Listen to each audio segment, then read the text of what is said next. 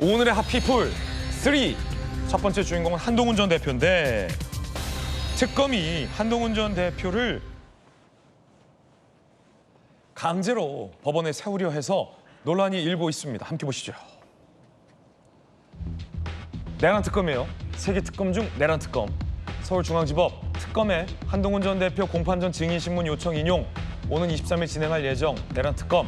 한동훈 불출석 시 구인하겠다.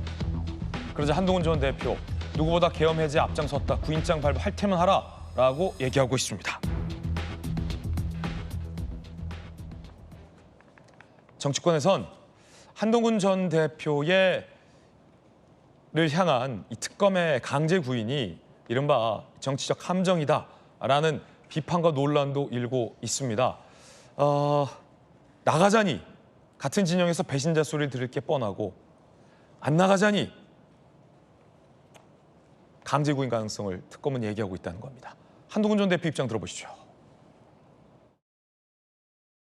민주당이 지난 8월, 9월부터 아주 구체적이고 근거 있는 확신이라고 주장하면서 민주당의 핵심 인사들이 계엄을 알고 있었던 것처럼 주장했거든요. 김민석 의원도 당시 지금 총리도 확신할 만한 근거다라고 말씀하셨고 이재명 대통령 당시 대표도 저와 회담할 때 이렇게 얘기했어요.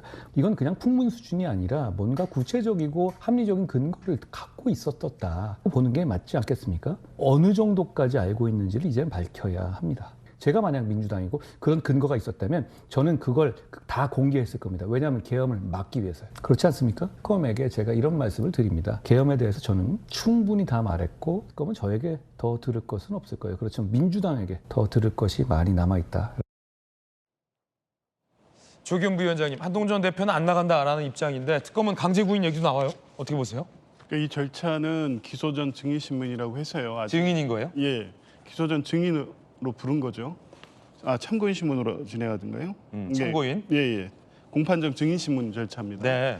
그러니까 이건 특검이 그냥 주장을 하는 게 아니라 그냥 있는 주장 말고 법정에서 증거로서 진술을 받을 필요가 있다는 법원의 판단에 의한 겁니다. 응해야 됩니다. 응할 의무가 있는 거고요. 특히 한동훈 전 대표 검사셨잖아요. 그래서 본인이 이 관련돼서 이미 뭐 지금 인터뷰에서도 내가 충분히 다 얘기했고 책에도 써놨다 이렇게 얘기하시는데 지금까지 언론이나 SNS를 통해서 계엄 관련돼서 했던 얘기들, 책에 쓴 내용들 증거 안 된다는 거 그거 모르시지 않지 않습니까? 그럼에도 불구하고 법원이 증인신문 절차를 개시했다는 것은 반드시 한동훈 전 대표가 출석해서 진술을 해야 될 필요가 있다고 인정한 겁니다. 이건 강제성이 띄어지는 거예요? 그렇죠. 안 나가면 법원에 의한 절차이기 때문에 강제 구인이 가능합니다. 그런 모습까지 보여야 되겠습니까? 더군다나 한동훈 전 대표 지난 정권에서 법무장관 하시면서 이 정치 관련된 여러 사건들에서 법 앞에 평등 원칙 얼마나 말씀하셨습니까? 왜 본인은 지금 예외라고 주장을 하고 있는 거죠? 왜 그런 주장을 하시는지 모르겠습니다. 지금까지 주장과 전부 다 모순되는 주장을 하면서 지금 나가지 않겠다는 건데 본인의 지금까지 살아온 삶을 스스로 부정하는 지금 발언을 하시고 있는 거다라는 말씀을 드리고 싶고요. 정치적으로 여러 복잡한 속내가 있을 수 있습니다만 지금까지 말씀하신 것처럼 계엄 해제를 위해서 본인이 굉장히 큰 역할을 했다. 그걸 법원에서 증언을 통해서 입증해 주신다고 하면 그것이 실제 내란 사건의 실체를 규명하고 법적 책임을 묻는 데까지 있어서 실질적 기여를 지금 하시는 게 맞습니다. 그때 당일날 12월 3일날 해제 표결에 있었다는 것 하나만으로 책임을 당했다 이렇게 주장하기 어려운 거죠. 저는 당연히 응하시는 게 맞습니다. 특검이 이제 강제력 언급한 대목도 지금 논란이 일고 있는데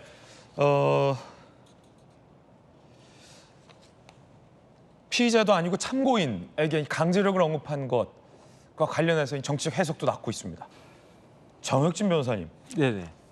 어떻게 보세요? 한동훈 전 대표는 일종의 이 계엄 피해자로 굳이 분류한다면 분류할 수 있을 것 같은데 어떻게 보십니까?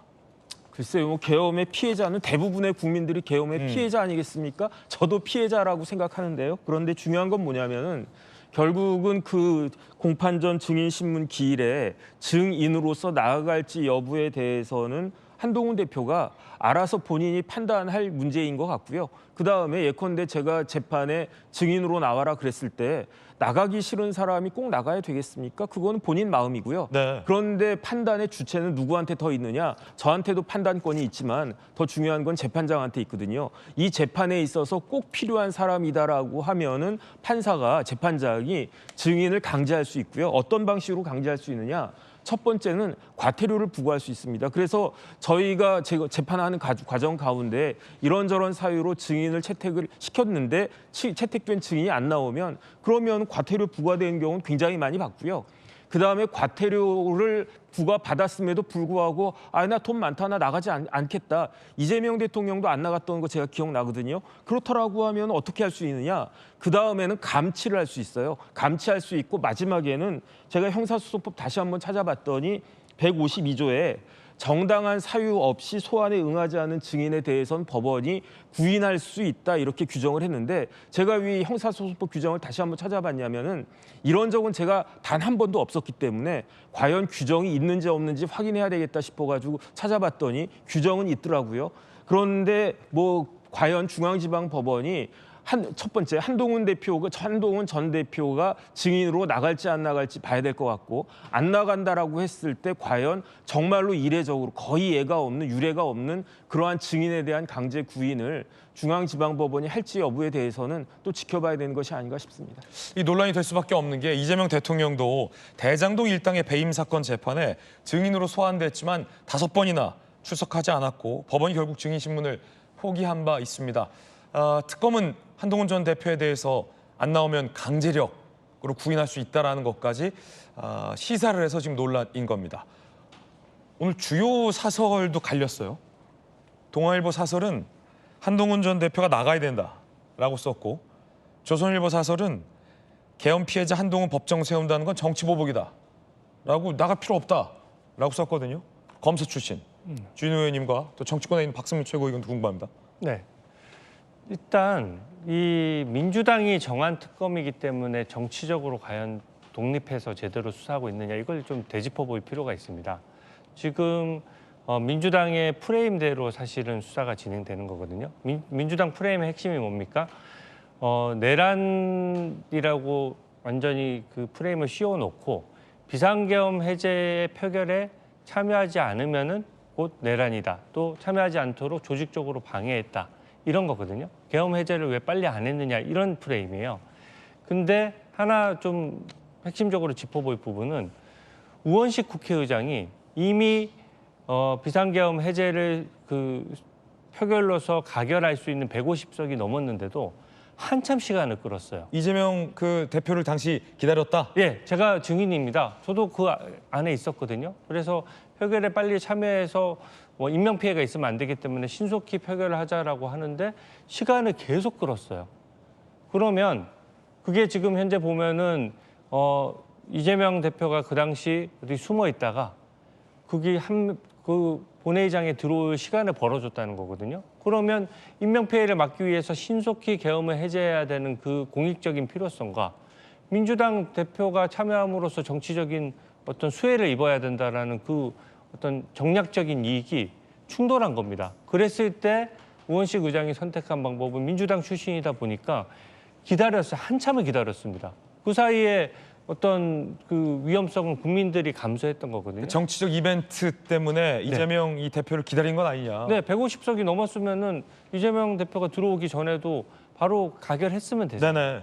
그런 측면에서 보면 증인에 서야 되는 측면에서 우원식 의장 같은 경우에는 당시 그 사정을 알고 있는 유일한 인물이고 비상계엄 해제 승인과 관련된 여러 가지 얘기는 한동훈 전 대표도 증인이지만 많은 사람들이 표결에 참여했고 저도 참여를 했기 때문에 기본적으로 그 증인들 중에 다수의 증인들 중에 한 명인 것이죠. 주진우 의원도 계엄 해제 표결에 참여했다. 네, 저도 참여했고 거기 참여한 사람도 많고 민주당 의원들도 많지 않습니까? 예. 근데 그런 차원에서 한동훈 전 대표에 대해서만 그 특검이 강제 구인을 얘기하고 우원식 국회의장에 대해서는 그런 얘기도 안 하고 사실관계 확인도 안 되고 있지 않습니까? 이건 약간 정치적 목적이다. 네, 그래서 저는 그 정치적인 편향성과 공정하지 못한 걸 얘기하는 겁니다. 그래서 저 부분과 관련해서도 비상계엄을 미리 마치 국민의힘 의원들이 알고서 조직적으로 방해한 것처럼 또 허위 주장을 하시는데 그렇게 따지면 계엄에 대해서 뜬금없이 가장 먼저 얘기했던 사람은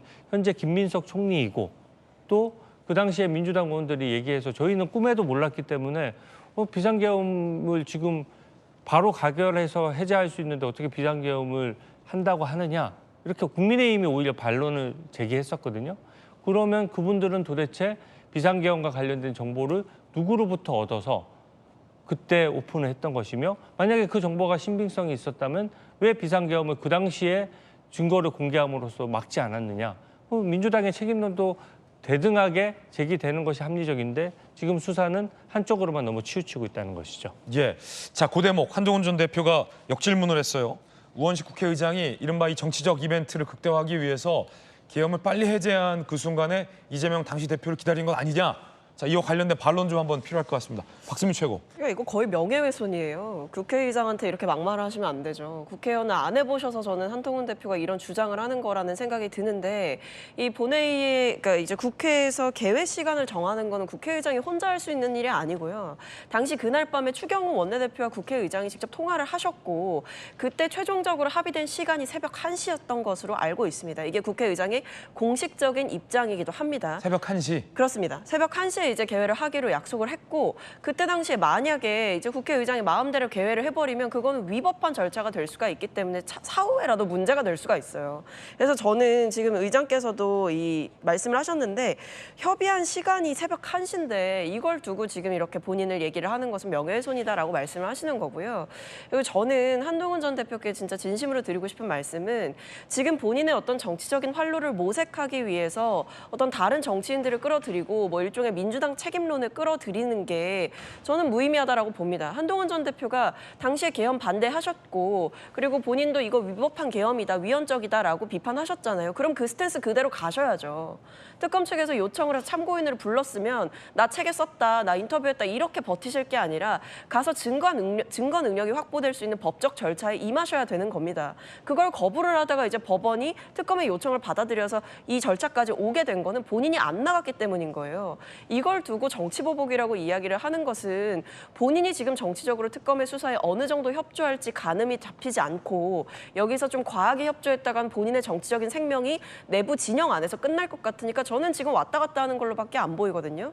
위법하고 불법적인 계엄이었고 당시 한동훈 대표도 직접 추경호 원내대표랑 의견이 엇갈렸잖아요. 본인은 계속 비서실장 통해서 지금 당장 국회로 와달라 했는데 추경호 원내대표 그때 뭐 했습니까? 당사로 오라 했다가 국회로 오라 했다가 이거 계속 바꿨잖아요. 그럼 그 부분에 대해서 본인의 주장을 끝까지 밀고 나가고 싶다면 저는 이 절차에 응하지 않을 이유가 없다. 오히려 정치보복을 얘기하는 것은 지금 와서 좀 비겁한 처사가 아닌가 싶습니다. 네. 한동훈 전 대표 얘기도 한번 들어보시죠. 실제로 정족수가 찾은 다음에 150명이 찾은 다음에 190명이 될 때까지 표결은 이루어지지 않았고 숲에 숨어있던 이재명 대표가 본회의장으로 들어온 직후에 바로 표결이 이루어졌던 것이 팩트입니다. 자, 국민 여러분 모두가 가슴 졸이면서 어떻게든 빨리 표결해서 계엄 해제해라 이걸 계속 TV로 보고 계셨잖아요. 그런데 정작 본회의장에서는 우원식 의장이 신속한 진행을 하지 않았어요. 그 문제에 대해서 표결이 진행된 경우에 대해서 정확한 사실관계 규명이 필요하다는 말씀을 드린 겁니다. 제 말이 틀립니까? 그걸 국회의원 안 해봐서 그렇다? 이렇게 답하는 것에는 우원식 의장님의 평소 인품을 제가 알기 때문에 대단히 아쉽다. 특검이 한동훈 전 대표를 증인으로 불러서 어떤 걸 물어보러 할까요? 그거가 좀 관건일 것 같은데 왜냐하면 이 계엄이 해제되는 과정은 국회의장 포함해서 이제 이재명 대통령이나 당시 민주당 의원들이 더 많이 알 것이고 아니면 똑같이 한동훈 전 대표 똑같이 알 것인데 굳이 한동훈 전 대표를 불러서 물어보고 싶은 게 뭘까요? 그거 아닐까요? 당시 추경호 원내대표 얘기 물어보고 싶은 거 아닐까요? 정혁진 변호사님. 네네. 제가 봤을 그러니까 때 그거잖아요. 네네. 동료. 네. 동료에 대해서 불어라. 그것까지는 잘 모르겠는데 제가 봤을 때 물어볼 거 뭐 있겠습니까? 책만 보면 다 나와 있는데요. 그다음에 그게 그렇게까지 중요한 증거이겠습니까? 제가 봤을 때 내란 쪽에 공소 유지하는 데 있어서는요. 이미 증거는 차고도 넘치고 한동훈 대표의 책이나 한동훈 대표의 증언이라고 하는 것은 정황 증거에 불과할 뿐이고 결국은 남는 거는 법리 판단만 남아있을 그뿐인데 지금 특검이 누굽니까? 조은석 특검 아니겠습니까? 서울 고검장까지 했던 가장 유능한 검사 출신이 특검 해가지고 수사를 지휘하고 있는데 유죄를 못 받아내겠습니까? 유죄 못 받아냈다라고 하면 그야말로 조은석 특검 입장에서는 굉장히 불명예한 거 아닌가. 그다음 객관적으로 생각해 보면요. 윤석열 전 대통령이 그 당시 2024년 12월 3일 현재 대한민국이 비상 상황이라고 판단해서 비상계엄을 선포했어요. 그래가지고 비상계엄이 선포가 된 순간 그때부터는 진짜로 대한민국은 비상 정국이 되어 버렸습니다. 그런데 그 비상계엄을 해제하는 데 있어서 그때 이제 주진 의원님도 거기 그 자리에 계셨다라고 하니까 굉장히 급박한 상황 아니었겠습니까? 제가 봤을 때도 저는 사실 대통령이 비상계엄 할 거라고는 상상도 못했어요. 검찰총장 출신의 법률가 출신의 대통령이 국회에서 과반수로 계엄 해제하면 풀릴 게 뻔한 비상계엄을 누가 하겠는가 그렇게 생각을 했는데 그 계엄을 했단 말이에요. 그러니까 당연히 이거는 국회의원들 빨리 151명 모여가지고 비상계엄 해제하는 것이다, 해제해야 되는 것일 것이다라고 저는 생각을 했는데 그런데 그때 그 긴박하게 그 진행됐던 그 한밤중 상황을 저희 같은 사람이 알 수 있었겠습니까? 근데 주진 의원은 알고 있었다는 이야기 아니었겠습니까? 그런데 지금 이야기 들어보니까 우원식 국회의장이 우리들 생각과는 달리 굉장히 한가한 모습을 보이고 있더라 이런 거 아니었겠습니까? 그러니까 이런 것들에 대해서 궁금한데 여기에 대해서 우원식 의장이 뭐라고 이야기했냐면은 아니 그거는 영선들은 가만히 있어 이런 이야기 아니었겠습니까? 아니 정 변호사 당신 국회의원 해봤어 안 했습니다. 그러니까 가만히 있어. 아니 뭐 한동훈 대표 뭐 국회의원입니까? 아니잖아요. 그러니까 국회의원 아니었으니까 영선이니까 가만히 있어 이런 이야기 아니었겠습니까? 그런데 이것과 관련해 가지고 민주당에서는 불과 며칠 전에 굉장히 나경원 전 대표를 비판했잖아요. 초선 가만히 있으라고 했다고 해가지고 이거 가지고 뭐 징계해야 되느니 뭐 국회의원직 그만둬야 된다니 그런 이야기까지 했으면서 어떻게 국회의장은 그 당시 여당의 대표였던 사람한테 영선이었으니까 아무것도 몰랐을 것이다 이런 식의 이야기를 할 수 있는 것인가 이런 부분들에 대해서는요 여야가 좀 각자 잘 판단하고 좀 생각해야 되는 것이 아닌가 반성해야 되는 것이 아닌가 그런 생각듭니다. 지금 들어온 소식이 있어 전해드리겠습니다. 앞서 저희가 추미애 법사위원장이 대법원장에게 공개 사퇴하라라는 요구를 한 것과 관련해서 대통령실 입장이 나왔어요. 근데 그 입장이 굉장히 흥미롭습니다. 있는 그대로 제가 다 읽어드릴게요. 추미애 법사위원장의 대법원장 공개 사퇴 요구와 관련해 밝힌 대통령실의 입장은 국회는 숙고와 논의를 통해서 헌법 정신과 국민의 뜻을 반영하며 대통령실은 그러한 시대적 국민적 요구가 있다면 임명된 권한으로서 그 요구에 대한 개연성과 이유를 돌이켜봐야 될 필요가 있다는 취지입니다. 대통령실 대변인의 입장이 나왔는데요. 뭔 말이에요? 뭔 뜻이에요 이게? 제가 다시 읽어드릴게요. 법사위원장이 대법원장 공개 사퇴 요구한 것과 관련해서 대통령실 대변인의 입장인데 국회는 숙고와 논의를 통해 헌법 정신과 국민의 뜻을 반영하며 대통령실은 시대적 국민적 요구가 있다면 임명된 권한으로서 요구에 대한 개연성과 이유를 돌이켜봐야 될 필요가 있다는 취지. 뭔 뜻인가요? 그러니까 저도 속보를 좀 전에 봤는데 이거를 사퇴 요구처럼 해석했는 보도가 있더라고요. 근데 그렇게 들리지는 않고요.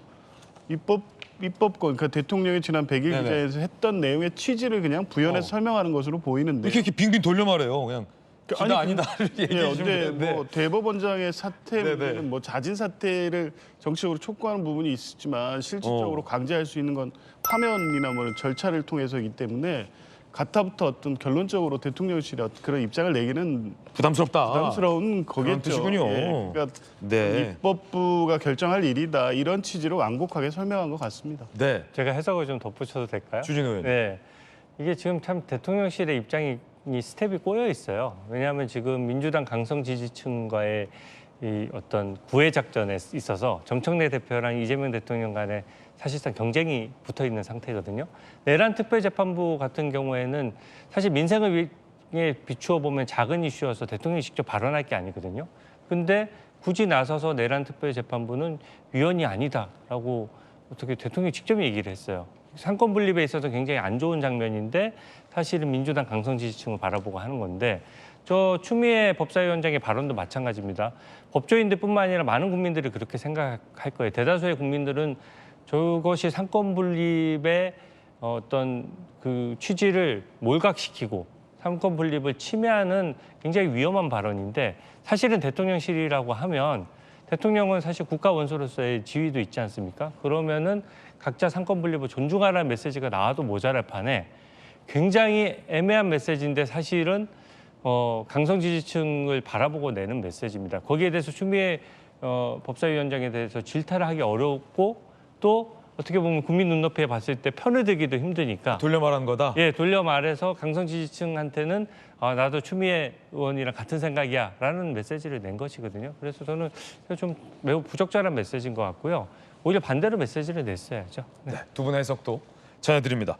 해석이 두 분이 각기 갈리고 있어서 흥미롭네요. 어렵게 말하시네요, 대변인이. 대통령실 대변인께서 입장 전해드렸습니다.